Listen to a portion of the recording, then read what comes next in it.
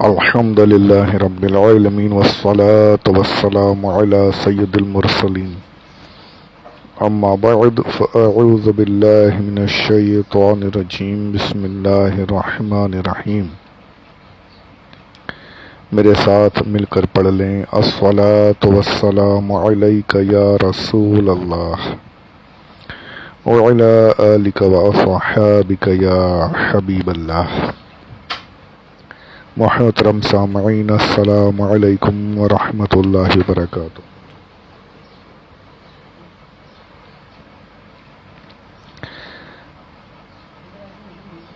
تیس ربیع الاول 1443 ہجری، 5 نومبر 2021، یوم الجمعہ، فرائیڈے۔ پارہ پہلا الف لام میم، سورہ دوسری سورۃ البقرہ، آیت نمبر 35۔ پچھلے آڈیو میں انبیاء کرام علیہم السلام کے تعلق سے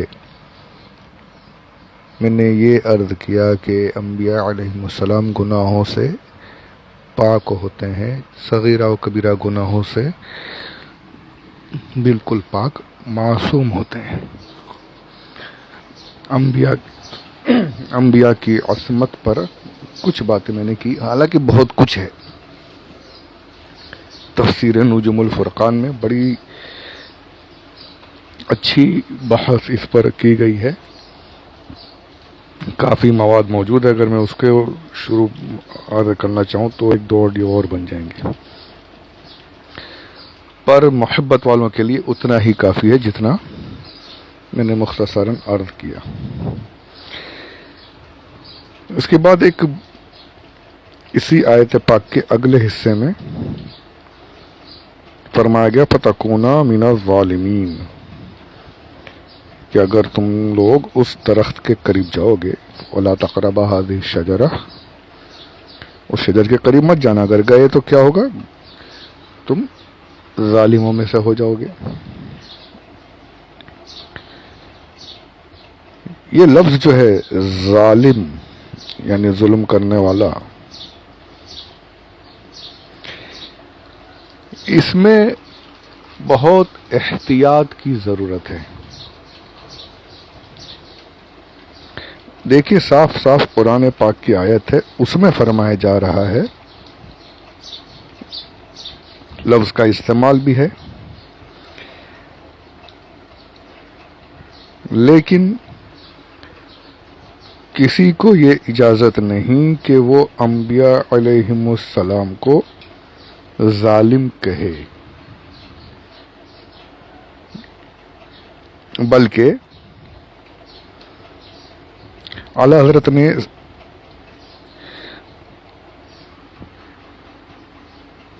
صاف صاف یہ ارشاد فرمایا ہے کہ غیر تلاوت میں اپنی طرف سے حضرت آدم علیہ السلام کی طرف نافرمانی اور گناہ کی نسبت حرام ہے۔ ائمہ دین نے اس کی تصریح فرمائی، بلکہ ایک جماعت علماء کرام نے اسے کفر بتایا ہے۔ غیر تلاوت نے قرآن شریف آپ پڑھ رہے ہیں تو اس میں یقیناً ہے، آپ کو پڑھنا ہے۔ آدم علیہ السلام سے لغزش ہوئی، آپ نے اس درخت سے کھایا، لیکن اس کے تلاوت کے علاوہ آپ بات کرنے میں یہ کہیں کہ آدم علیہ السلام تو گناہ کرتے تھے، معاذ اللہ رب العالمین، ان سے ظلم ہوا، قرآن میں لکھا ہے کہ تم ظالموں میں سے ہو جاؤ گے، یہ کفر ہے۔ یہ نبی کو ظالم نہیں کہہ سکتے آپ، قرآن میں موجود ہے، لفظ موجود ہے، قرآن پاک نے صاف صاف ارشاد فرمایا ہے، لیکن آپ نہیں کہہ سکتے۔ اسی لیے میں بار بار کہتا ہوں، ہمیشہ کہتا ہوں، ہمارے علماء کہتے رہتے ہیں کہ صرف ترجمہ پڑھنے سے آپ قرآن کو سمجھ نہیں سکتے۔ اب دیکھیں لفظ ہے ظالم موجود ہے وہاں پر، لیکن آپ نے پڑھا، ترجمہ پڑھا، قرآن نے کہا کہ ظالم ہے، نبی کے بارے میں آپ نے ظالم کہنا شروع کر دیا، معاذ اللہ رب العالمین، گئے آپ ایمان سے ہی خارج۔ یہی ہو رہا ہے۔ آج لوگ خود سے قرآن و حدیث سمجھنے کی کوشش کر رہے ہیں اور پھر نتیجہ یہ ہو رہا ہے کہ بالکل بے باک ہو گئے، بے لگام گھوڑوں کی طریقے سے انبیاء کرام، اولیاء تو چھوڑ دیجیے، اولیاء کی تو کوئی گنتی نہیں، ان کے بارے میں تو جو گستاخیاں ہو رہی سب کے سامنے ہیں، انبیاء تک کو معاذ اللہ رب العالمین تنقید نہیں کہوں گا، توہین کی جا رہی ہے، توہین کا نشانہ بنایا جا رہا ہے معاذ اللہ رب العالمین۔ پھر کہتے ہیں ہم ایمان والے ہیں، کیسے بچیں گے ایمان ہی سلب ہو جائے گا۔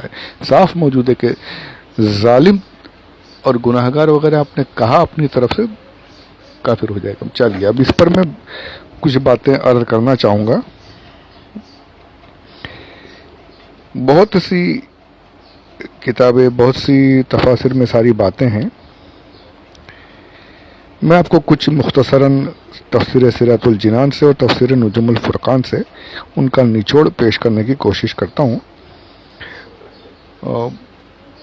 بالکل آسان کرنے کی کوشش کروں گا۔ یہ ایسا مسئلہ ہے جو ہمیشہ یعنی ہمارے ایمان سے جڑا ہوا ہے، اگر ہم اس میں کچھ کمی بیشی کر دی ہم نے تو یقیناً ایمان خطرے میں پڑ سکتا ہے۔ ظلم کا معنی پہلے سمجھ لیجئے، ظلم کہتے کسے ہیں؟ شریعت میں اس کی تعریف یہ ہے کہ کسی چیز کو جہاں ہونی چاہیے جہاں رکھنا، اس کے علاوہ کسی اور جگہ رکھنا، کسی چیز کو جہاں وہ ہونی چاہیے اس کی اصل جگہ کی جگہ کہیں اور جگہ رکھ دینا، یہ بس ایک تعریف کر دی گئی، اس میں ساری چیزیں آ جاتی ہے۔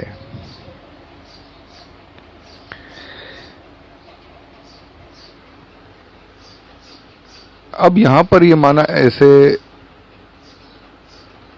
ایک تعریف ہو گئی اور اس کے معنی کئی معنی ہیں۔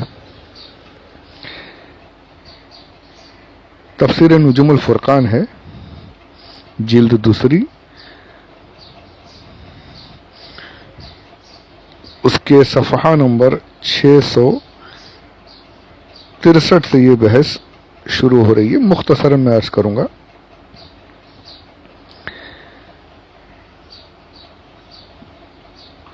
ظلم کی تعریف آپ کے سمجھ میں نے سامنے پیش کی میں نے۔ وضع الشیء فی غیر موضعہ، کسی چیز کو اس کی اصل جگہ میں رکھنے کی بجائے دوسری جگہ رکھ دینا، یہ ہے ظلم کی ڈیفینیشن۔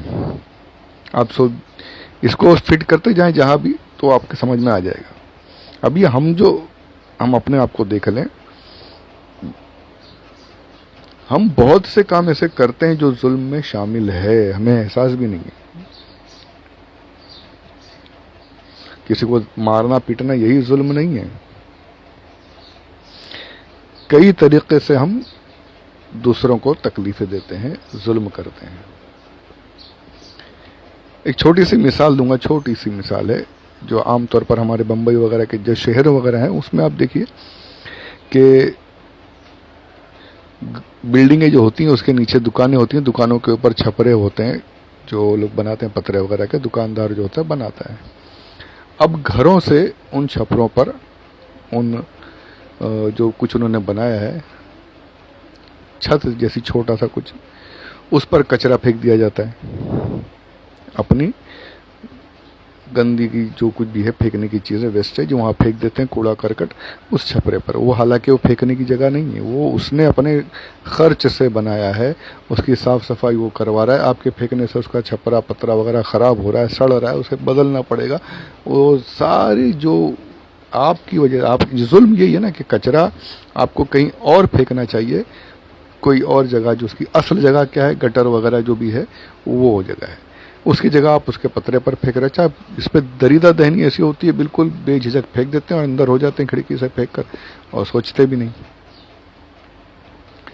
اب وہ ہر مہینے صاف بھی کروا رہا ہے، وہ دل سے تو بہت تکلیف ہو رہی، بول نہیں پا رہا ہے، شاید ڈر سے، شاید عزت سے، شاید یہ سوچ کے صبر کر کے اللہ دیکھ لے گا، اللہ اس کا اجر دے گا، اللہ جزا دے گا یا ان کو سزا دے گا۔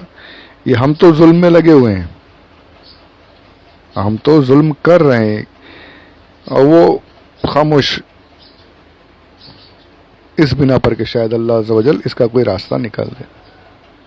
اور جتنا اس کا نقصان ہو رہا ہے، پتھر ٹوٹ رہا ہے اور صاف صفائی ہو رہی ہے، جو کچھ بھی کر رہا ہے، وہ سارا آپ کے ذمے پر ہے، اور وہ آپ کو اس کا یہاں آپ بڑے آرام سے ہو، لیکن قیامت میں وہ آپ ظالموں میں شامل ہو جاؤ گے۔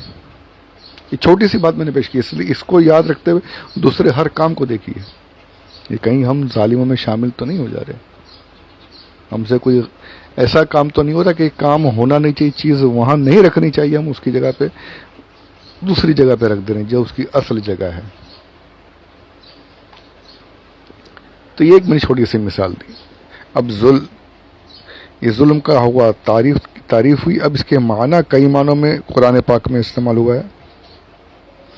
سب سے بڑھ کر جو ظلم جو بولا جاتا ہے ظالموں پر بھی، مشرکین پر بھی، کہ شرک کرنے کو بھی قرآن کریم نے ظلم سے ظلم فرمایا ہے کہ شرک کرنا بھی ظلم ہے۔ اور یقین سب سے بڑا ظلم تو یہی کہ عبادت جو اللہ کی ہونی چاہیے، سجدے جو اللہ کی ہونے چاہیے، ان کی اصل جگہ سے ہٹ کر کسی اور کو سجدے کیے جائیں، بتوں کو سجدے کیے جائیں، یہ ظلم ہوا نا، یہ شرک۔ عبادت صرف اللہ عز و جل کی ہونی چاہیے، اب کسی اور کی، بتوں کی عبادتیں ہو رہی ہیں، پوجا ہو رہی ہے، تو وہ شرک جو ہے وہ سب سے بڑا ظلم۔ ظلم سے مراد گناہ بھی ہے، ظلم سے مراد اللہ تعالی کی نافرمانی جو جان بوجھ کر کی جائے، یہ بھی ظلم ہے۔ ان معانی کے لحاظ کا اطلاق انبیاء کرام پر نہیں ہو سکتا، ٹھیک ہے؟ آپ یہ نہیں کہہ سکتے کہ انبیاء مشرک تھے، معاذ اللہ کافر، یہ ان معنی کو لے کر ظلم، انبیاء ظالم ہے اگر آپ نے یہ کہا اور یہ معنی مراد لے لیے گئے، کافر ہو جائے۔ نہ شرک کر سکتے ہیں، نہ جان بوجھ کر گناہ کر سکتے ہیں، نہ ہی اللہ عز و جل کی نافرمانی کر سکتے ہیں۔